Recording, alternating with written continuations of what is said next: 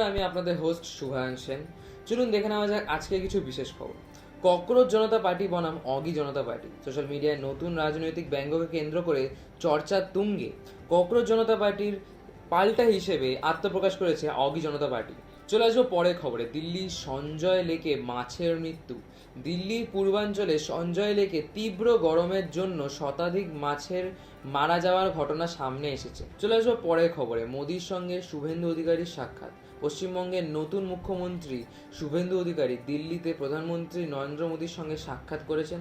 সাক্ষাতের পর শুভেন্দু বললেন, পশ্চিমবঙ্গে ডবল ইঞ্জিন উন্নয়নের নতুন যুগ শুরু করতে তারা প্রস্তুত।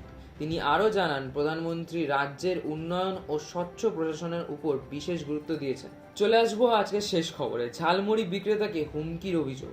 পশ্চিমবঙ্গে নির্বাচনের আগে প্রধানমন্ত্রী মোদীকে ঝালমুড়ি বিক্রি করে আলোচনায় আসা বিক্রম সাউ এবার হুমকি অভিযোগ তুলেছেন। তার দাবি, পাকিস্তান ও বাংলাদেশের নম্বর থেকে তিনি বোমা, প্রাণনাশের হুমকি পাচ্ছেন।